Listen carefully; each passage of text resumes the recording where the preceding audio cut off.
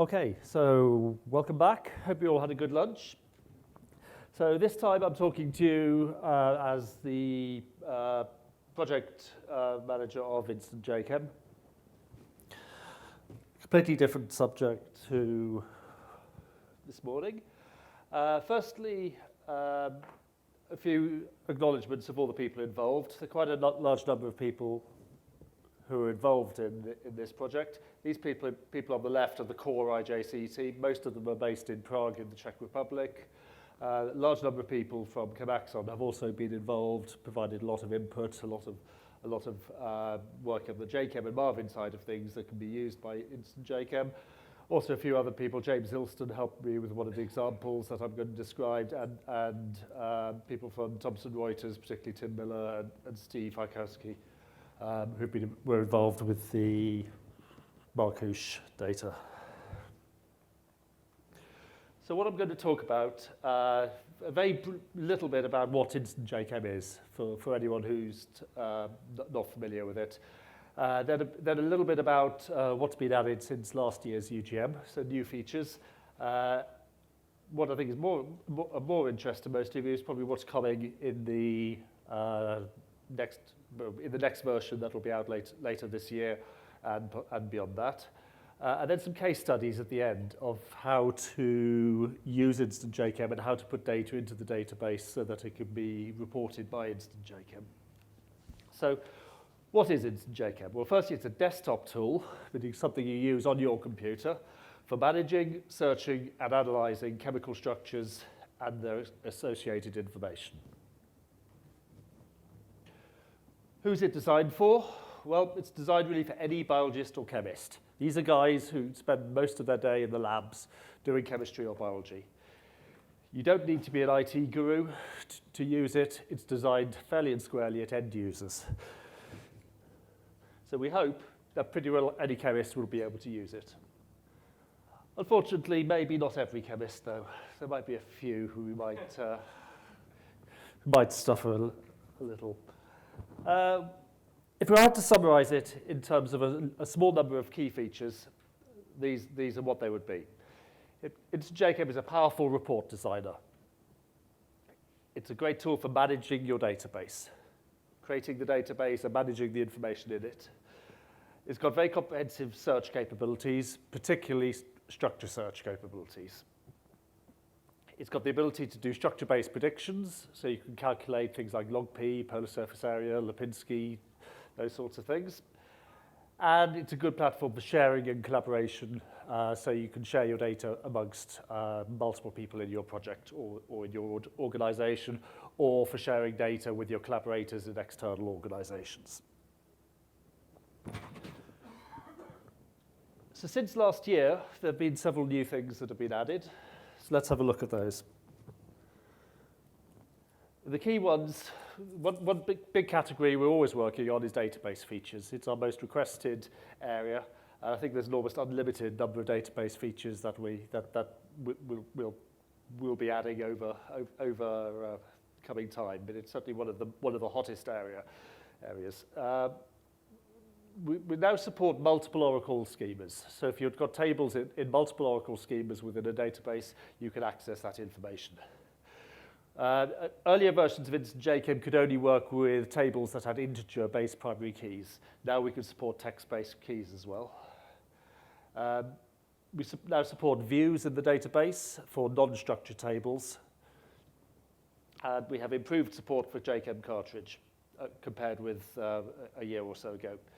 The schema editor, this is the tool that you use to manage the database. It's more of the administrative tool in Instant JChem. That's been considerably improved over the year to make it more logical and more easier to use. We've added additional security options for tightening the security and access control. And we've made various performance improvements, particularly on the Oracle platform. Another key improvement this year has been list management.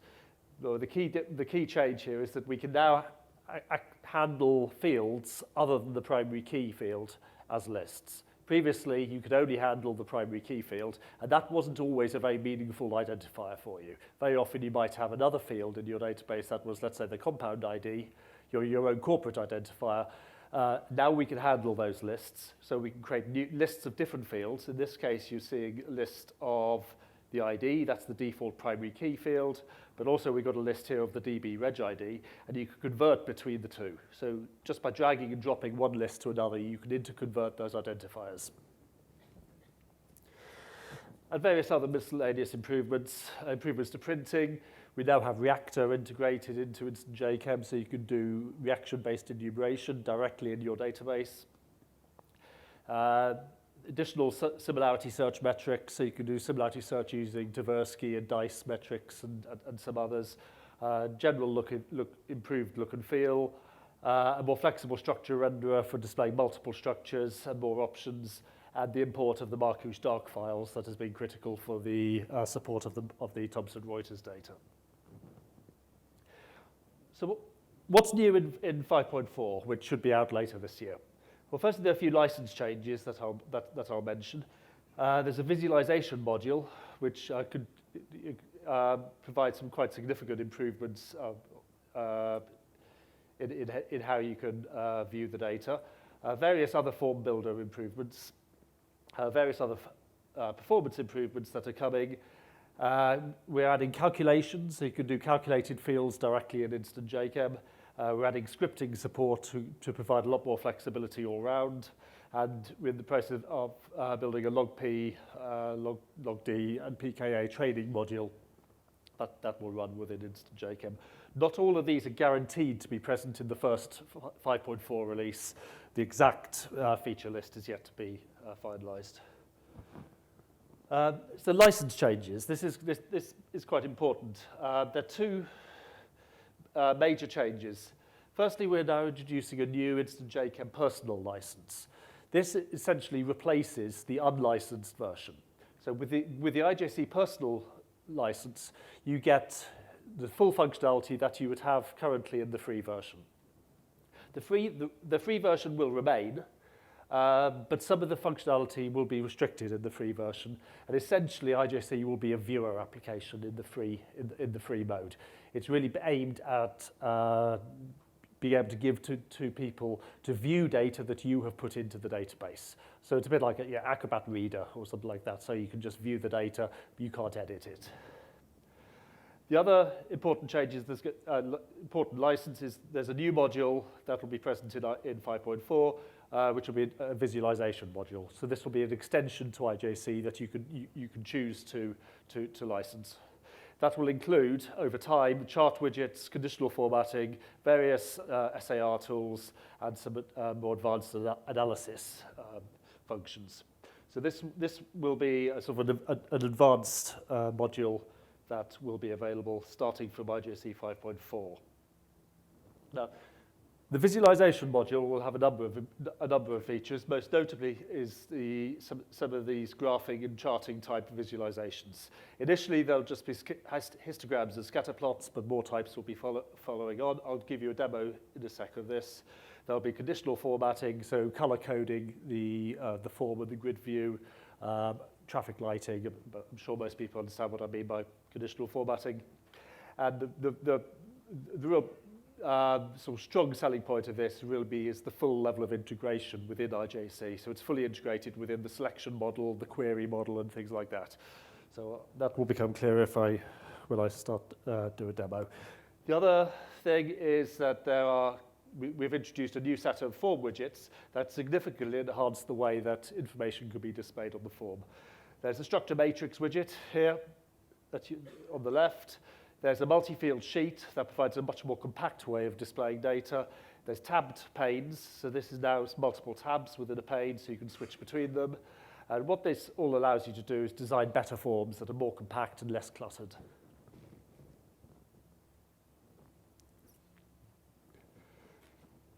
Beyond 5.4, these are what our plans are.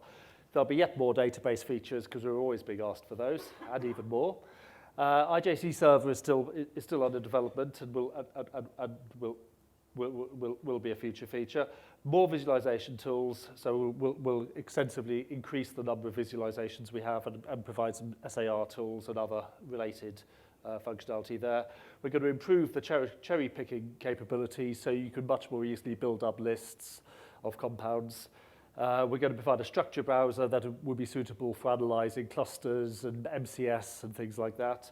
And we're going to be integrating the JChem's ability to have additional molecular descriptors. So we'll be able to do searches using things like the ECFP, fingerprints, and B-cuts, and pharmacophores, and things like that. So that'll extend the range of the structure searching capabilities. The visualization module in particular, these are some of the chart types that we'll be adding soon. Line charts, XY plot, radar plot, pie charts, 2-key plots.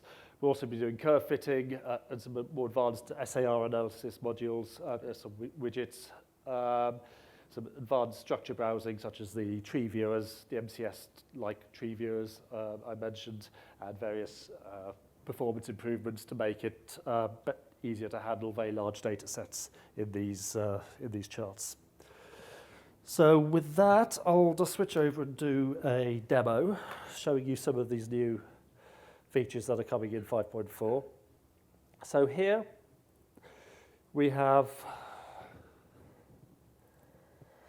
a grid view of its 5,000 structures, and we've added various chemical calculations. We got log P, pKa, ring count, large number of parameters that we've calculated using chemical terms fields. Up to now, really viewing this as a tabular format or as in a form has really been the only ways to view this data. But now with the new visualization module, we have the ability to show scatter plots and histograms. These are histograms of the frequency of distribution of, in this case, molecular weight. This is the rotatable bond distribution, and here's a scatter plot. So as we mouse over, we can see the structures that are involved, and the whole thing is fully integrated with selection. So if I select a bar in the histogram, the corresponding values in all the other widgets on the form are highlighted. Similarly, I can select values in the scatter plot, and the other widgets update. And if we run a query,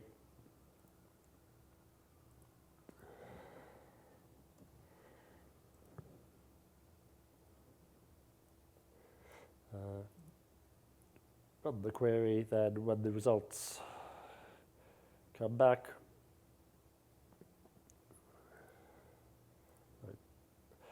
we can see the current query results within the context of the overall the overall data set. We can scroll in, we can scroll out, we can mouse over, and things like that. So that's the visualization widgets.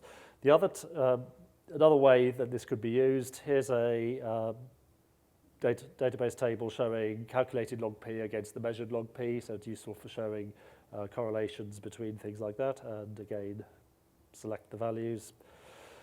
And the other type of widgets are displayed in this, shown in this form. We've got a structure matrix widget that gives you a much more dense way of representing structures on the form, and as you just navigate through the matrix, the other widgets in the form are updating with the corresponding values.